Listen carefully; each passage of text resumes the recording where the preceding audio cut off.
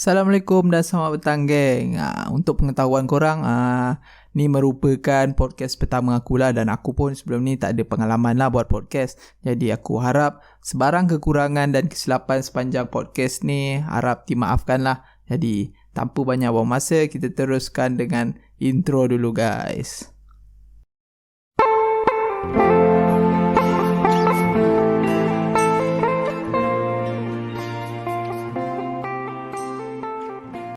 Okay, dengar je intro tadi mesti korang dah dapat kan apa yang aku nak cerita sebenarnya dalam podcast ni. Kalau dengar muzik ni memang orang dah tahu lah. Confirm lagu ni pun apa nak cakap, alunan melodi macam ni kita dah tahu memang tak asing lah dengan negeri Sarawak. Okay, sebelum tu aku perkenalkan diri aku dulu lah. Aku Safikri dan aku orang Sarawak. Okay, dalam podcast kali ni aku akan bercerita sikit tentang petua dan pantang larang. Jadi bila kita sebut je pasal petua dan pantang larang ni, apa yang korang fikir sebenarnya? Adakah masih relevan untuk kita untuk bahaskan tentang ni, dan adakah masih relevan petua dan pantang larang ni pada masa sekarang? Dan aku rasa mungkin ada yang tak tahu pun petua dan pantang larang ni. Aku rasa tak mustahil lah satu masa nanti keunikan yang ada pada bangsa kita ni akan lenyap macam tu saja. Kalau dah petua dan pantang larang pun diorang tak tahu. Jadi apa yang aku nak ceritakan dan rungkaikan, nampak macam benda berat kan, nak rungkai bagai. Benda yang aku nak cerita ni sebenarnya adalah petua dan pantang larang dalam masyarakat Melayu Sarawak itu. Jadi mesti korang tertanya kan, asal lah Melayu Sarawak je kan. Sebab aku orang Melayu Sarawak kan. So aku rasa ni tanggungjawab aku lah untuk bercerita sikit tentang ni petua dan pantang larang ni. Jadi sebenarnya aku ni orang Melayu Sarawak. Sebenarnya aku ni senang macam mana nak cakap, dia hampir hilang jati diri tu lebih kurang gitulah. Sebab aku ni dibesarkan kat Melaka. Lebih kurang 18 tahun aku duduk di Melaka. Jadi tapi relax. Tapi IC aku 13, aku lahir kat Sarawak. So masih ada keaslian dalam IC tu kan. Jadi sebab apa aku membesar dekat Melaka kan? Sebab bapa aku ni seorang anggota tentera. Jadi bila anggota tentera ni, bapa aku berkhidmat dekat salah satu camp tu lah dekat Melaka. Jadi aku pun sekeluarga terpaksa berpindah ke Melaka. Jadi kita orang pun duduk lah dekat Melaka lebih kurang 18 tahun lah macam tu kan, sebelum bapa aku pencen. Sekarang pun umur aku 22 tahun. Korang bayangkan sendirilah, 18 tahun dekat Melaka kan, lama lah tinggalkan Sarawak. Sebab tu aku cakap aku ni orang Sarawak yang macam mana, hampir hilang jati diri dia lah. So aku ni memang kalau nak cakap pengetahuan dan pengalaman kan pasal petua dan pantang larang ni memang aku kurang lah. Tapi sebila aku balik je kampung lepas bapa aku pencen sebagai seorang tentera, aku sebenarnya mula perasan benda ni. Aku mula macam mana kan, perasan slow lah pasal petua dan pantang larang ni. Aku pun bila orang tua dah cakap benda ni tak boleh buat, benda ni tak boleh buat pada waktu ni. Jadi aku dah nampak lah benda ni ni petua dan pantang larang orang dulu-dulu kan. Aku pun bila orang dah cakap tak boleh, aku pun takkan aku nak berdebat dengan orang kan. Cakap benda ni boleh lah. Aku pun ikut je lah tanpa tahu implikasi yang dari sebalik petua dan pantang larang tu. Tadi kan aku ada cakap kan, pasal nak dapat tahu petua dan pantang larang ni bukan sekadar pengetahuan je, tapi dari pengalaman kau juga. Ni aku cerita sedikit lah pengalaman aku. Waktu tu aku tengah tolong nenek aku. Tolong nenek aku cabut bulu itik. Waktu tu ada 4 orang lah. Aku, nenek aku, mak aku dengan adik aku, 4 orang lah. Jadi kita pun cabut bulu itik. Cabut bulu itik macam biasa kan. Itik tu dah disembelih jangan risau, bukan itik hidup kita tuan cabut. Itik tu dah disembelih. Kita pun cabut. Waktu tu pun biasalah budak-budak kan, bukanlah budak-budak macam budak-budak lah, macam aku dengan adik aku yang budak-budak buat kerja sambil bercakap semua. Jadi nenek aku pun dekat situ, dia pun belanja lah satu petua. Petua ni dia cakap waktu tu, kalau nak cabut bulu itik ni, korang jangan banyak bercakap, nanti bulu itik tu tumbuh balik. Jadi aku pun betul ke ni kan? Aku jadi kat situ pun aku dah dapat lah satu petua kan, dari petua daripada nenek aku sendiri. Waktu tu jadi persoalan dia sekarang ni, belia zaman sekarang ni tahu tak pasal petua dan pantang larang ni? Terutamanya orang Melayu Sarawak lah kan, yang aku nak sentuh dan yang aku sentuh sekarang ni. Sebelum aku pergi lebih dalam, aku nak jelaskan lah sikit. Sebab ada orang kan, dia orang ni berfikiran macam mana, bila sebut je pasal petua dan pantang larang ni, bagi diorang ni merepek tau. Benda ni dah tak valid lah pada masa sekarang kan. Tapi tahu tak apa sebenarnya kegunaan petua dan pantang larang ni pada zaman dulu? Menurut Nurhayati Muhammad Syahrin tahun 2008, pantang larang ni sebenarnya merupakan alat kawalan sosial sebuah masyarakat yang sewajarnya dipelajari dan diamalkan oleh setiap golongan masyarakat serta diperturunkan dari satu generasi ke generasi yang baharu. Ni apa yang aku baca lah dalam buku dia yang bertajuk Pemikiran Melayu dalam Adat dan Pantang Larang. Jadi bahasa mudahnya, petua dan pantang larang ni asasnya bertujuan untuk mendidik kita tau. Bukannya untuk mendera kita, bukan. Tujuan dia sebenarnya mendidik kita dan mendisiplinkan kita. Jadi bagi aku sendirilah kan, benda ni harus kita amalkan selagi benda ni tak bercanggah lah dengan ajaran agama Islam. Sebab kita tahulah bila melibatkan petua dan pantang larang orang dulu-dulu ni, apa orang cakap, benda ni tak lari tau. Tak lari dengan unsur-unsur gaib ni. Benda ni dan unsur-unsur gaib ni pula menjurus kepada perbuatan syirik. Jadi dari sini kita dapat lihat lah kan, petua dan pantang larang ni sebenarnya masih relevan untuk dikekalkan. Sebab petua dan pantang larang ni pun tujuan dia untuk membentuk sasiah generasi baru ni lah kan. Termasuk diri aku lah kan. Sebab sekarang ni yang aku tengok lah dengan mata kepala aku sini. Sebab zaman sekarang ni anak muda macam mana nak cakap, dia makin tak senonoh lah maksud aku.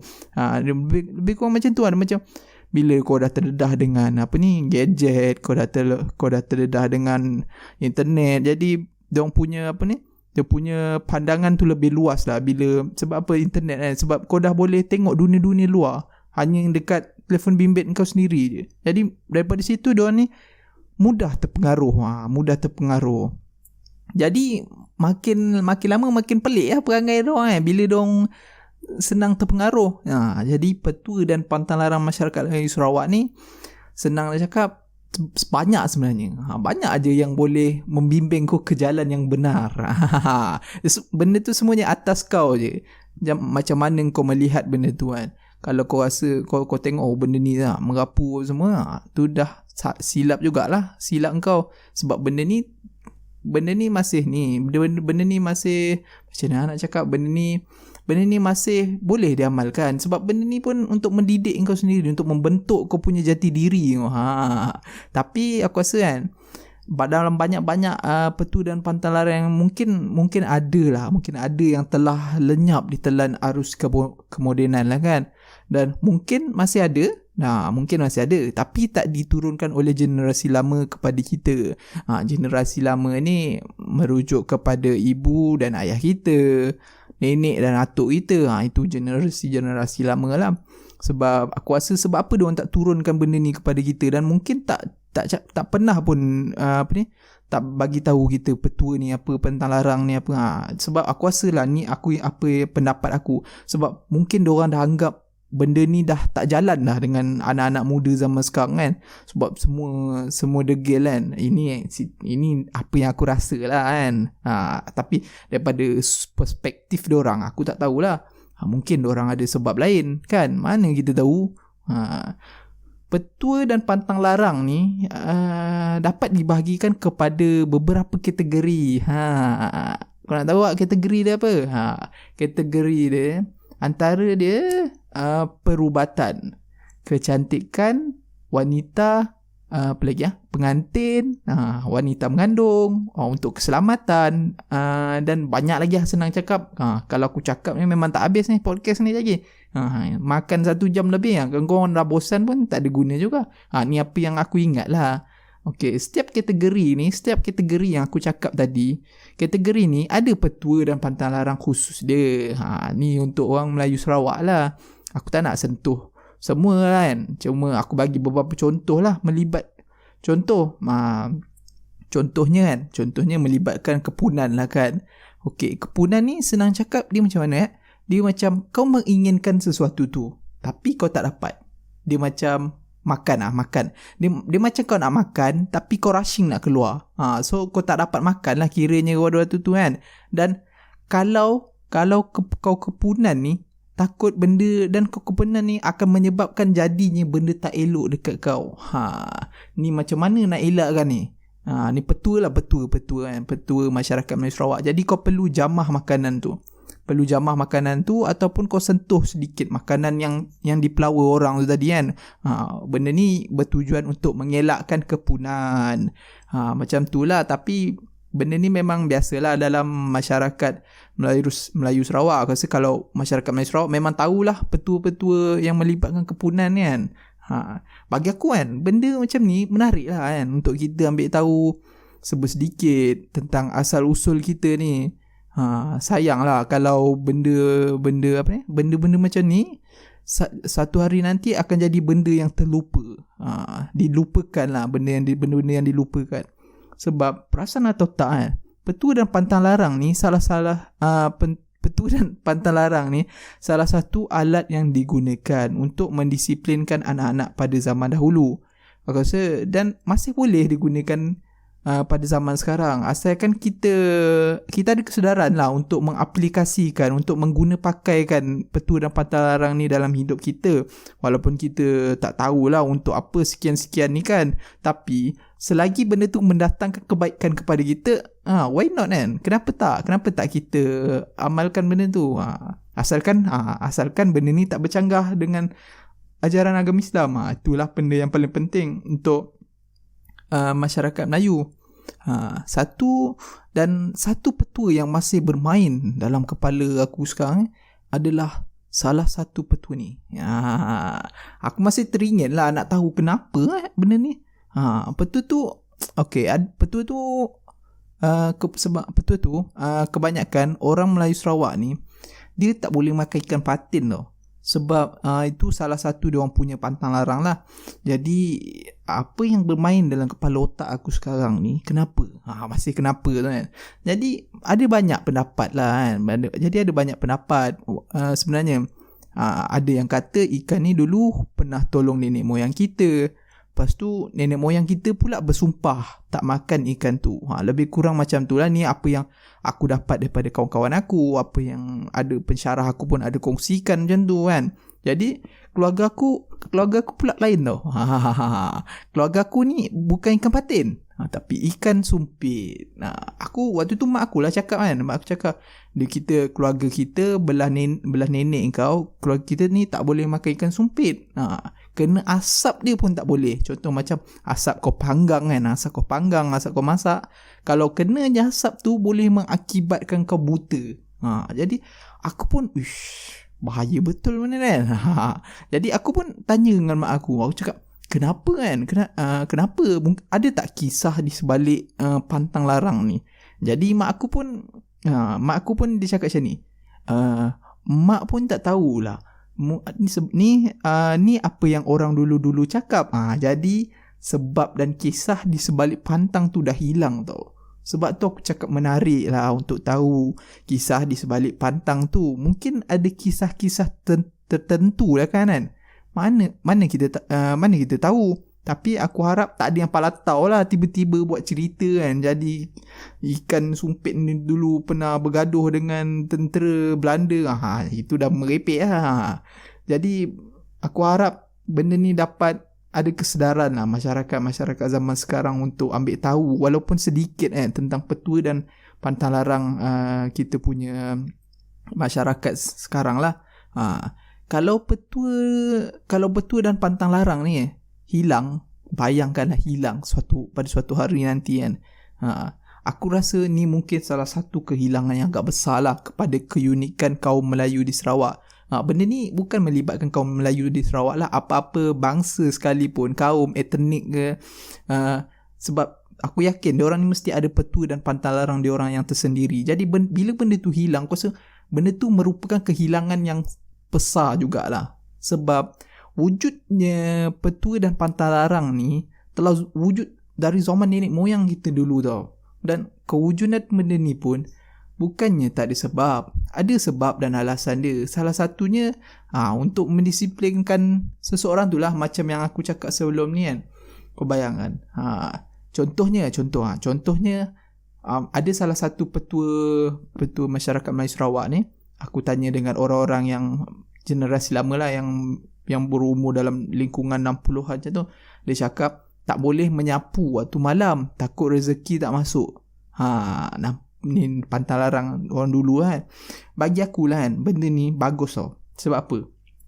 Dia seolah-olah nak mengajar kau, kerja-kerja macam ni biarlah buat pada belah siang. Sebab waktu siang kan lebih bagus. Sebab anak-anak dah pergi sekolah. Tapi sekarang memang dah aku rasa tak pergi sekolah dah, semua online lah. Okay, sebelum macam aku ni pun ni setahun setengah je sempat kat kampus. Alamak, aku dah merepek dah sampai ke kampus aku pula. Macam tadi kan, pantang larang menyapu waktu malam ni takut rezeki tak masuk askar. Tak masuk askar pula dah. Tak masuk, rezeki tak masuk kan. Jadi bagi aku benda ni bagus tau. Seolah-olah benda ni dia ajar kita lah benda kerja-kerja rumah macam ni bagus kita buat waktu siang sebab lebih bagus. Sebab dekat rumah pun dah tak ada orang lah. Ni mungkin melibatkan lebih kepada kaum wanita lah. Dan dekat rumah tu mungkin dah tak ada orang sebab anak-anak akan pergi sekolah dan suami akan pergi bekerja dan orang-orang yang dalam rumah tu pun akan pergi kerja lah. Dan lebih elok lah berbanding waktu malam. Sebab waktu malam ni semua dah berkumpul dekat rumah tau. Semua dah balik kerja, semua dah balik sekolah. Jadi waktu kau dah balik, dah berkumpul tu, mesti kau orang nak tengok TV, nak makan. Jadi benda tu tak elok lah kan. Waktu orang nak buat macam tu lah, kau nak menyapu lah, apalah. Jadi benda tu macam tak sesuai lah. Macam dia membentuk kau punya adab lah. Lebih kurang macam tu lah. Ni apa yang aku rasakan lah. Jadi tak sesuai lah untuk kau berkemas waktu malam. Tiba-tiba malam lah pula kau nak menyapu. Padahal malam tu waktu untuk kau relax, untuk kau chill dengan keluarga kau. Tu pendapat akulah. Kalau kita lihat tu pendapat akulah. Tapi benda ni lah yang kita lihat dari sudut positif kan. Jadi apa yang dapat aku simpulkan sepanjang podcast ini adalah, selagi petua dan pantang larang ni tak bercanggah dengan ajaran agama Islam, selagi tu tak ada masalah untuk kita menurunkan ataupun mengamalkan agar benda ni tak lenyap lah ditelan zaman. Jadi aku rasa itu sahaja perkongsian aku pada podcast ini. Assalamualaikum dan selamat tinggal.